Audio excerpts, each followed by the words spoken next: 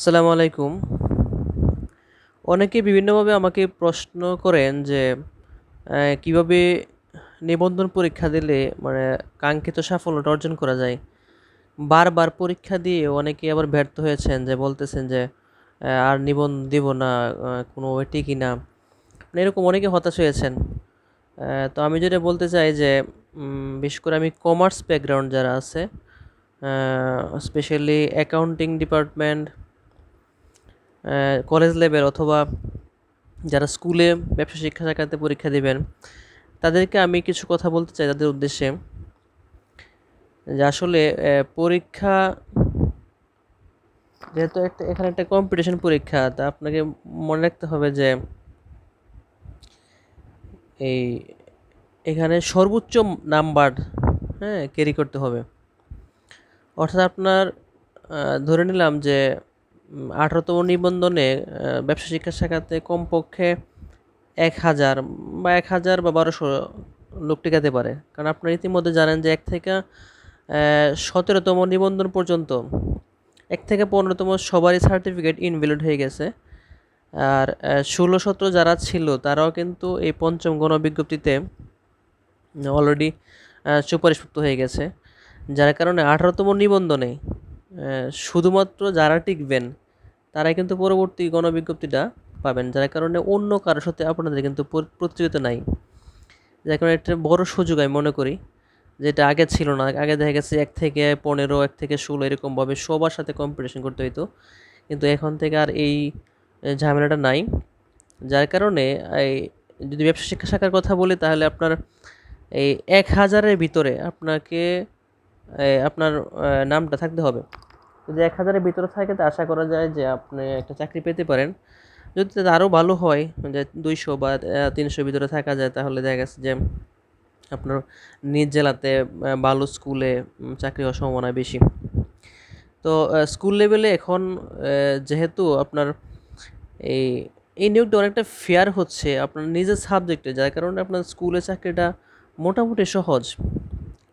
তো আপনি কলেজ লেভেলে যদি পরীক্ষা দেন অ্যাকাউন্টিংয়ে, দেখা গেছে যে এইবার পদ খালি ছিল 152টি। 152টি পদের মধ্যে 24টি ছিল ফিমেল কোটা আর 118টি ছিল হচ্ছে ফিমেল মেল উভয়। যার মধ্যে আপনারা ইতিমধ্যে জানেন যে 17তম নিবন্ধনে হিসাব বিজ্ঞান থেকে 82 জন তারা টিকায় ছিল। ভাইভাতে 2 জন যায় না, তারা ভাইভাতে 84 জন রিটেনে টিকছিল, কিন্তু ভাইভাতে 2 জন না যাওয়ার কারণে 82 জন শুধু টিকছিল। তাহলে বলা যায় যে সবারই মোটামুটি 17তম সবারই চাকরি হয়েছে যারা আবেদন করেছে। পাশাপাশি 16তম থেকে কয়েকজন হয়েছে, কিন্তু আমার যে ধারণা সেটা হলো যে এখনও প্রায় 40-50টা পদ মনে এখনও খালি আছে এই 17তম নিবন্ধনে অ্যাকাউন্টিংয়ে সুপারিশ করার পরেও।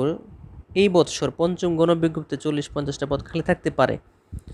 তো এই 40-50টা খালি পদ সহ আগামী ধরেন আরও প্রায় 1 বছর মানে শূন্য পদ যে তালিকা 18তম নিবন্ধনের জন্য যা নেওয়া হবে সেটা প্রায় 120 ছাড়িয়ে যাবে। যার কারণে 120 আর এখানে 40-50 যাই হলো 170-80টা পদ আশা করা যায় যে এই 18তম নিবন্ধন থেকে পূরণ করা হবে। এবং পাশাপাশি শূন্যপদ যেহেতু এতগুলো আছে, আপনারা ধরে নিতে পারেন যে সামনে 150 থেকে 200 স্টুডেন্ট অ্যাকাউন্টিং লেকচারার জন্য টিকাতে পারে।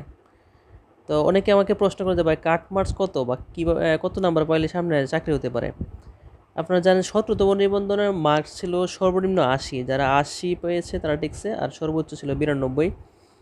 তো এর ভিতরে সবার মার্কস 80 থেকে 81, 82, 83, 84 এরকমভাবে 92 পর্যন্ত মার্কস ছিল। কিন্তু এই 18তম নিবন্ধনে তো আর কারোর সাথে কম্পিটিশন না, যেহেতু 17তম সবার চাকরি হয়ে গেছে। ধরে নেন যে 18তম নিবন্ধনে থেকে বাকি 150টা পদ তারা পূরণ করবে। তাহলে বুঝতে পারতেছেন যে এই 150টা পদের জন্য আপনাকে যে নাম্বার পেতে হয় সেটা হতে পারে 70, হতে পারে সেটা 80, হতে পারে 85, কোনো সমস্যা নেই। কারণ যেহেতু এই সর্বোচ্চ নাম্বারধারী যারা আছে শুধু তারাই টিকবে। তার মানে ধরে নেন যে এবার 40,000-এর মতো প্রিলি পরীক্ষা দিয়েছে অ্যাকাউন্টিংয়ে, আশা করা যায় হয়তো বা 30-32 হাজার বা 35,000 ক্যান্ডিডেট লিখিত পরীক্ষা দিতে পারে। তো যার মধ্য থেকে আপনাকে এই 150 জন বা সর্বোচ্চ 200 জনের ভিতরে থাকতে হবে। অর্থাৎ তারা সর্বোচ্চ মার্কসধারী এই 150 থেকে 200 জন ক্যান্ডিডেট তারা টিকাবে। এখন বুঝতে পারছেন আপনার কাট মার্কস কেমন হবে। যদি প্রশ্ন সহজ হয় কাট মার্কস হইতে পারে এই বেশি, আবার প্রশ্ন কঠিন হলে কাট মার্কস কম হইতে পারে। যার কারণে এখানে কাট মার্কস কত হবে, এই 80 হবে কি না গতবারের মতো, এবার এটা তো কোনো শিওর নাই। কারণ এখানে যারা টিকবে সর্বোচ্চ নাম্বার দ্বারাই টিকবে। তো ধন্যবাদ সবাইকে যে আপনারা যারা বিভিন্ন ধরনের প্রশ্ন করেছেন। আশা করি যে এই কাট মার্কস পাশাপাশি কত নাম্বার টিকতে পারে না বা কীভাবে পরীক্ষা দিলে টিকতে পারেন, এখানে পরবর্তী আমি কিছু ভিডিও দেবো যার মাধ্যমে আমি বিস্তারিত বলবো যে আমি সর্বোচ্চ মার্কস কীভাবে ক্যারি করা যায় সেই বিষয়ে একটা ভিডিও। ধন্যবাদ সবাইকে, আসসালামু আলাইকুম।